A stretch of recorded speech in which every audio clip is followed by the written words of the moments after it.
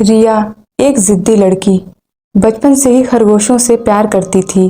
एक दिन मेले में उसने एक सफ़ेद खरगोश देखा। उसकी आंखें गुलाबी मोती सी चमक रही थीं।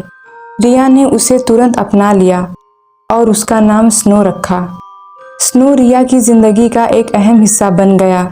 वो दोनों घंटों बातें करते, साथ खेलते और रात को गले लगाकर सोते थे। कुछ साल बाद रिया की मुलाकात अमन से हुई। अमन हंसमुख और कलात्मक था। रिया को उसके साथ बात करना अच्छा लगता था।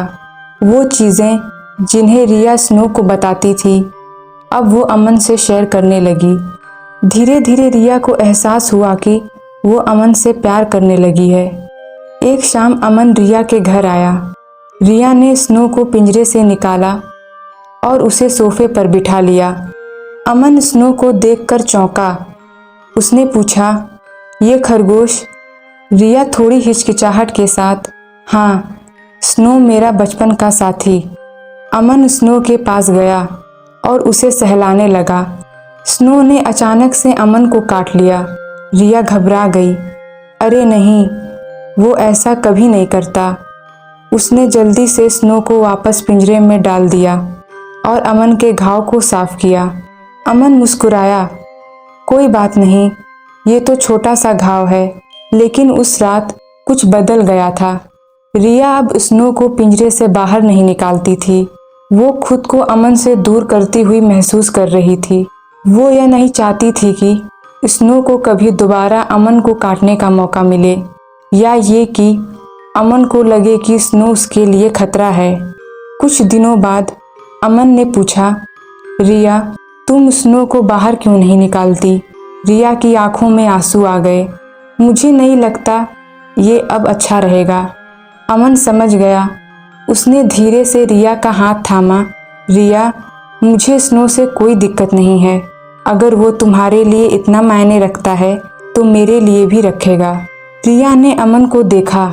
वो जानती थी कि अमन सच कह रहा है, लेकिन प्यार का ये कैसा इम्तिहान था जहां उसे अपने बचपन के प्यार और नए प्यार के बीच चयन करना पड़ रहा था। रिया को नहीं पता था कि वो क्या करे। रिया कई दिनों तक असमंजस में रही। रात को सोते समय वो स्नो को पिंजरे के अंदर देखती और सोचती कि क्या अमन को सचमुच स्नो से कोई दिक्कत नहीं है, या वो सिर्फ उसे खुश करने के लिए ऐसा कह रहा है। एक दिन उसने हिम्मत जुटाई और अमन से बात की। अमन, मुझे लगता है हमें स्नो को एक ट्रेनर के पास ले जाना चाहिए। रिया थोड़ी सहमी हुई थी। अमन ने चौंकते हुए पूछा, ट्रेनर? क्यों? रिया ने सारी बात बता दी। कैसे स्नो ने उसे कभी नहीं काटा था और कैसे वो डरती है कि कहीं स्नो अमन को नुकसान न पहुंचाए। अमन सुनकर हंस पड़ा। रिया, तुम इतना सोचती क्यों हो? स्नो तुम्हारा बचपन का साथी है। वो तुम्हें कभी चोट नहीं पहुंचाएगा और मुझे भी नहीं। शायद वो थोड़ा डर गया था उस दिन। रिया को अमन की बातों में तसल्ली तो मिली, पर पूरी तरह से शांत न हो सकी। फिर भी उसने सोचा कि शायद अमन सही कह रहा है। कुछ दिनों के बाद रिया दफ्तर से लौटी तो घर का माहौल खुशनुमा था। स्नो सोफे पर बैठा हुआ था और अमन उसे एक गाजर खिला रहा था। स्नो ने गाजर बड़े चाव से खा लिया। रिया दंग रह गई। ये कैसे हुआ? रिया ने पूछा। अमन ने मुस्कुराते हुए बताया, मैंने थोड़ी रिसर्च की और पाया कि खरगोशों को किस तरह से प्यार जताना होता है। मैंने स्नो को धीरे धीरे से सब्जियां खिलाईं, उसके साथ खेला और धीरे धीरे से उसका विश्वास जीता। रिया स्नो के पास गई और उसे प्यार से सहलाया। स्नो ने भी जवाब में रिया का हाथ चाटा। रिया की आंखों में खुशी के आंसू आ गए। उस रात रिया और अमन स्नो के साथ सोफे पर बैठे हुए थे। स्नो उसके बीच में फुदकता हुआ खेल रहा था। रिया ने अमन का हाथ थामा और कहा, धन्यवाद अमन, तुमने न सिर्फ मेरा दिल जीता बल्कि स्नो का विश्वास भी जीत लिया। अमन ने रिया को गले लगा लिया। तुम दोनों मेरे लिए बहुत ज़रूरी हो। रिया को एहसास हुआ कि प्यार का ये इम्तिहान दरअसल उसे एक सच्चा साथी ढूंढने में मददगार बना था। अमन ने न सिर्फ रिया से प्यार किया बल्कि उसके बचपन के प्यार को भी अपना लिया था। रिया रात भर सो नहीं सकी। अमन की बातें उसके दिमाग में गूंज रही थी। एक तरफ स्नो था, उसकी वफादारी और साथ वहीं दूसरी तरफ अमन, जिसके साथ वो अपना भविष्य देख पा रही थी। सुबह होते ही रिया स्नो के पिंजरे के पास गई।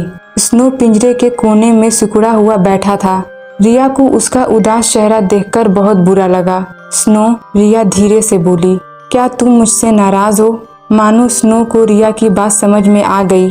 वो पिंजरे के पास आया और रिया का हाथ सूंघने लगा। रिया ने धीरे से उसे सहलाया। उसने फैसला किया वो अमन से बात करेगी। अमन शाम को आया तो रिया ने उसे छत पर बुलाया।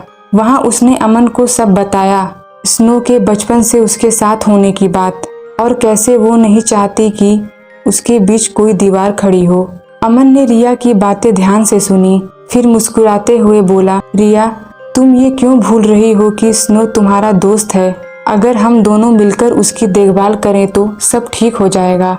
शायद हमें उसे थोड़ा और समय दें, उसे हमारे आसपास सहज महसूस कराएं। रिया को अमन की बातों में सच्चाई नजर आई। उसने अमन का हाथ थामा और कहा, चलो कोशिश करते हैं। अगले कुछ दिनों में रिया और अमन ने स्नो के साथ काफी वक्त बिताया। वो दोनों बारी बारी से उसे खाना खिलाते, घास देते और पिंजरे से बाहर निकालकर उसके साथ खेलते। धीरे धीरे स्नो भी उनसे घबराना कम करने लगा।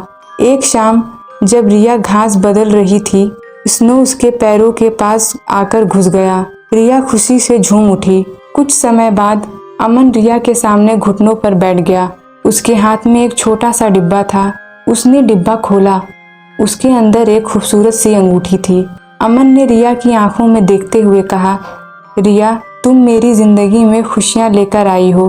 क्या तुम मेरी पत्नी बनोगी? रिया की आंखों में खुशी के आंसू आ गए। उसने स्नो को देखा जो सोफे पर आराम से बैठा हुआ था। रिया मुस्कुराई और अमन को हाँ में जवाब दिया।